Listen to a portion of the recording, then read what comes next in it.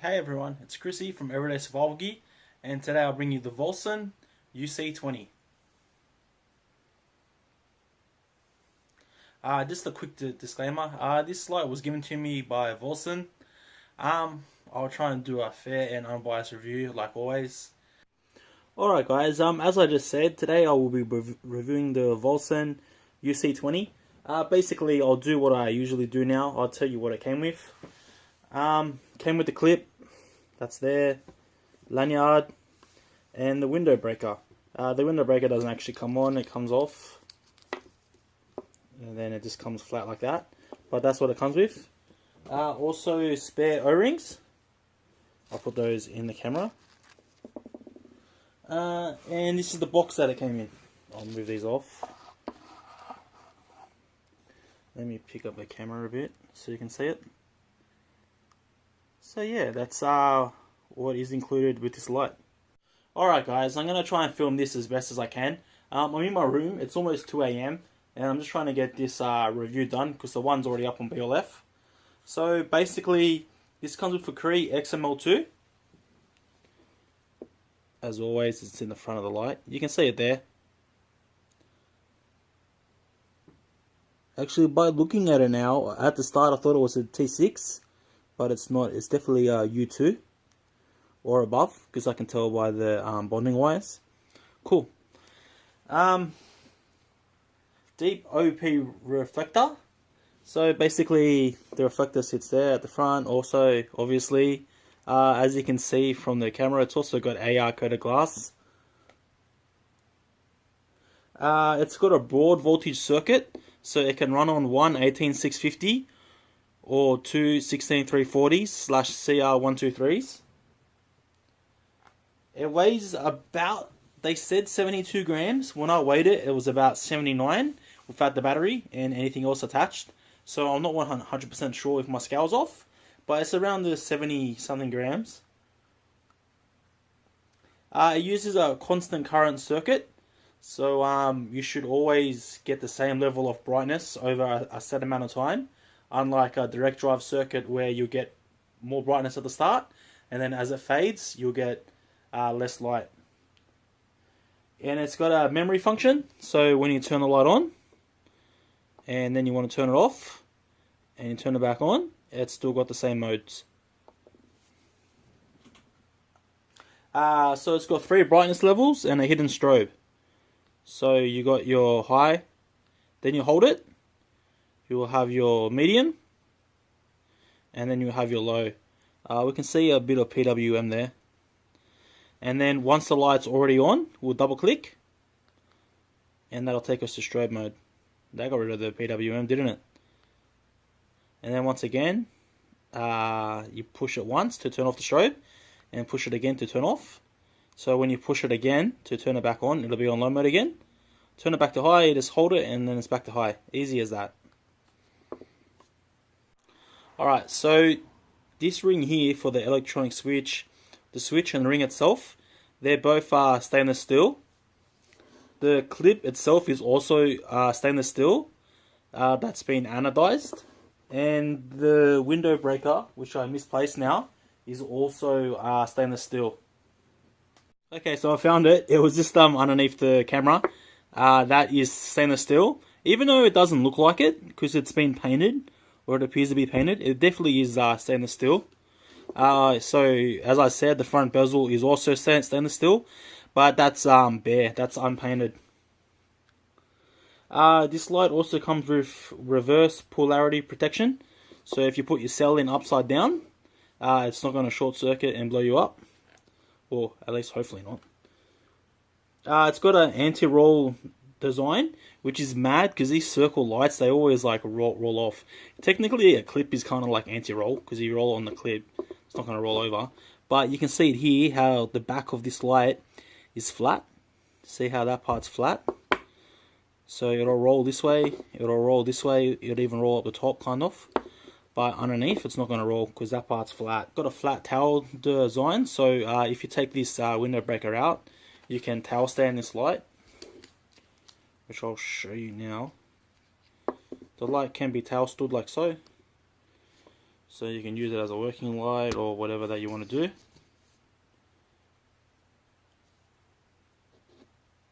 This is actually a very cool feature. It comes in handy more than what people think. Another feature that is completely awesome about this light, and I didn't put it in my BLF review, so I'll go inside there and I'll edit it, is that this clip can be attached front and back. Oh, I had to turn the light on by accident. No, come off. Come on. Don't make me look weak. Ah, there we go. Without breaking it. Neck minute, it's broken. There we go. So I can also put this light on my hat and probably weigh myself down and my hat fall into the ocean while I'm fishing.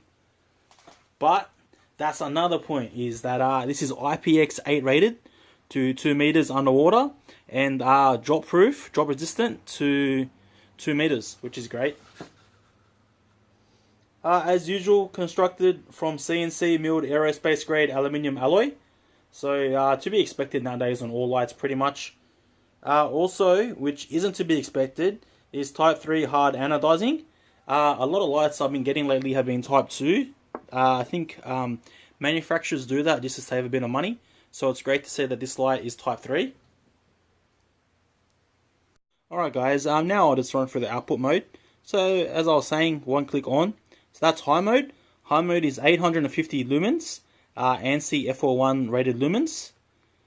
850, which lasts for 1.5 hours. Next mode down is medium mode, which is 400 lumens. That lasts for 3.5 hours. And below this is low mode, which is 30 lumens, lasts for 35 hours. Also, the hidden strobe is 850 lumens. Vollsion didn't actually write how long did that last, so I'm not completely sure. The beam pattern is actually very, very cool. The reflector itself is bigger and deeper than a standard S2 or S2 Plus or A6 style flashlight. So the reflector is deeper and wider. Alright, the reflector system on this light is unique. It's bigger and wider than a S2 Plus and then a BLF A6, which I both own. It's wider and deeper than the S2 Plus and the A6. And it's also a orange peel textured reflector. So I'll show you the reflector there. Couple that with the AR coated glass, we get a whopping 8600 CD, which gives us a peak beam distance, ANSI F41 rated, of 185 meters. So not crazy distance, but these lights are made to be super floody lights, so that's what you're expecting to get. Basically, we'll take apart the light now, and I'll show you how it does. I've got my light on in my camera, so I'm not sure how this will look. Alright, so that's the head there. No spring, so you're better off using button cells. They make better contact. You can use the flat cells too, just don't use the 18650s that are recessed, because they kind of rattle in there, so just be a bit wary of that. Whoa, warranty issue right there, always me. Alright, so you probably can't see that, but all the threads are very well cut. They are kind of thin, but there is 5 threads there, so you're not really going to wear them out. They already came lubed too, as you can see. Hopefully you can see the bottom does have a spring. The spring appears to be gold plated, so that's also good. Something about this here, I was reading on their website, it's like some sort of copper something plated, which helps with the conductivity. So lengthwise, this is 11.2 centimeters long.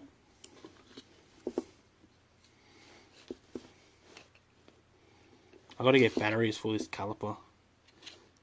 I didn't realize it ran out now before I went to do this. 2.7 centimeters long, the head, and the widest part of the body because of the anti-roll protection and the button. So we'll just measure that quickly. Is 3.2. So you can see it is a pretty tiny light. I'll show you guys the S2 here. So this is it compared to the S2. Let me stand them up. So you can tell that the A6 is definitely bigger. There we go. So you can see it is the shortest out of all of them. Unless you're going to include the window breaker, then it is taller then. But that's just cheating. That's like making a tower and then putting on like a massive antenna and calling it the world's biggest tower. You can't do that. Alright, now let's have a quick talk about the light. I think overall build quality is great. For the price that it's going for, it's a really good price light. It's more like a better finished stock S2 and A6. That's how I feel about this light. Is it comes with everything that you wanted out of those lights, but you didn't get. The build quality is better than those lights. It's more well finished. You get the better reflector system, and you get the AR coated glass. The electric switch is one of those things where you gotta like them to enjoy them. I don't mind them, but I don't see a need to put an electronic switch on a flashlight. The electronic switch itself, it has no lockout. So if you want to EDC this, you could be turning it on by accident. Look, if I just roll this here, there we go, it's already on. So just imagine that that's inside your pocket or inside your bag, and you know you accidentally hit something and then it's going to turn on, and when you go to use it, your battery's flat. It could definitely use a lockout. Most lights with a switch, the switch is hard enough to activate that you don't really need a lockout on a standard light. So a lockout is probably needed on this light if you're going to EDC it. Otherwise, if you EDC it, you could always just use the clip. The clip is really well made. Alright guys, so the screw hole on the bottom, it also doubles as a tripod attachment. So you can see I got it hooked up to my baby tripod here, the one I'm using now to film. This tripod actually helps, but when the camera's further away, it lets in a little bit more light. One thing that I didn't show you before was how much difference the UC20's head is to the S2 and the A6. So you can see it definitely is much bigger, and the reflector is also much deeper.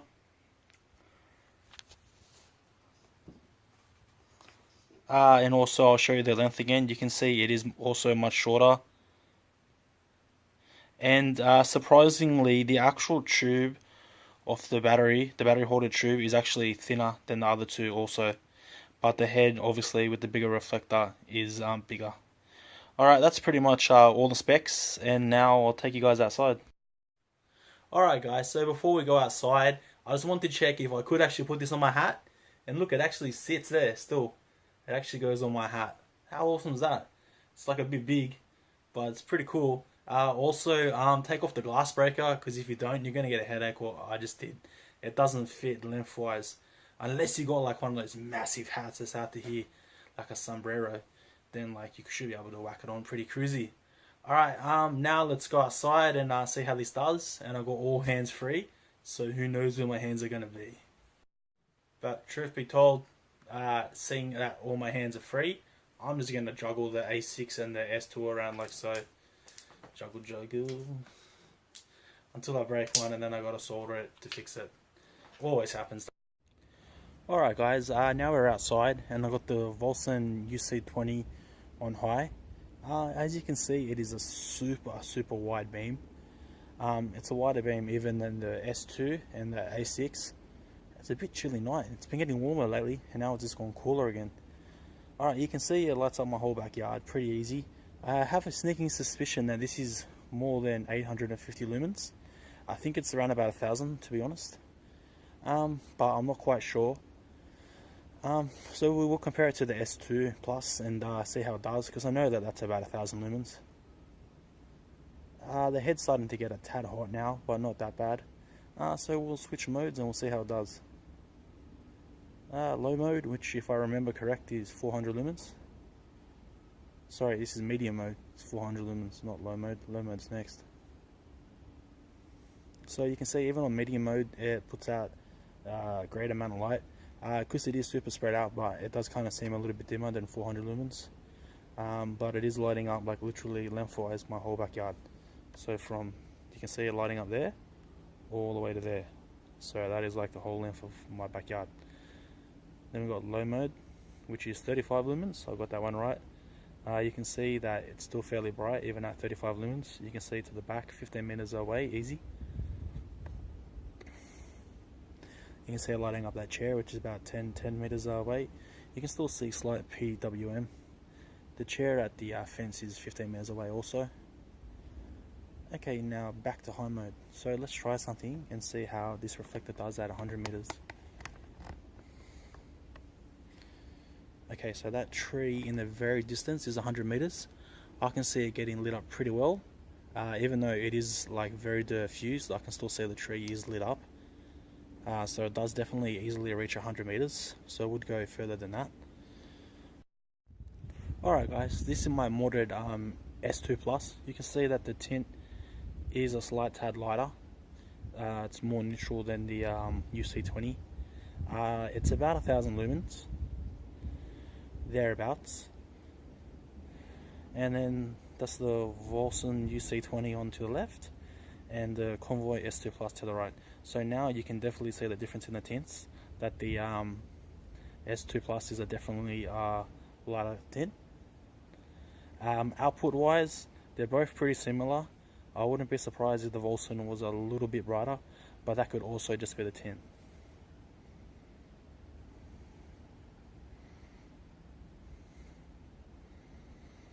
Also the S2 Plus, because it's got a XPG2 in it, it's kind of a little bit more throwy right now. I'll put the BLF A6 on and we'll see how it does against that. Alright, now I've got the BLF A6 on. Not a very fair contest because the A6 runs a direct drive driver with an XPO limiter, so you're getting about 1600 lumens, 1600 lumens, so you will be expecting the BLF A6 to be better. But if you only had an Eagle Eyes A6, these two, the Vollsion UC20 and that Eagle Eye A6, will be very close in output. So that's the Vollsion UC20 to the left and the BLF A6 to the right. You can still see the color difference. The A6 is also a lot more neutral, maybe even 4.5K. It just stepped down now. This will be a pretty fair comparison. I reckon it's about 1000 lumens on the second highest mode. You can definitely see the different tints there, the different colors in the tints.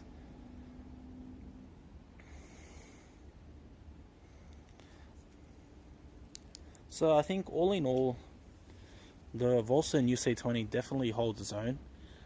As an ADC, it's great. It comes with those extra options that you might want. It's a little bit more finished than buying a standard A6 or S2 Plus, so that also works out good. It's not actually that much more expensive either, and also you might like an electronic switch more than you like a clicky switch. Alright guys, so in summary, I ADC'd the Vollsion UC20 for a week and a half. I enjoyed it. It's a great light. It's compact and small enough to ADC. I have been sometimes ADCing my S2 Plus, but I don't always because it's a bit too big. This is a tad smaller and weighs about the same as the S2 Plus. It's got a couple of extra features that the S2 Plus doesn't have that you have to add yourself. Also, it's got the electronic switch, which, alright, fair enough, you know, I'm not the biggest fan of, but it's not too bad. They could put a lockout in it just to finish it off, and probably also put a magnet in the tail clap, and that would make this light absolutely perfect. And also, if you want to like run it as a direct drive light and get out twice as much lumens, you know, I mean, I wouldn't really be saying no to that, would I?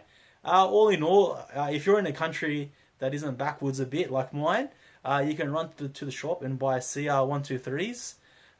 So if your 18650s run out of juice and you're out, go out there, buy some CR123s from the supermarket, throw them in, and then you're ready to go. That's also another great feature about this light, is that you can do that. So all in all, like, it is a good light. Hopefully they make a model number 2 and they add those few extra things which will polish it off, and then it'll be perfect. This review was a little bit different than what I usually do, because usually I like to talk and add my own mumbo jumbo, but I had a few comments, people telling me just get to the point, blah blah blah. So I thought I'll try this way out and see how it goes.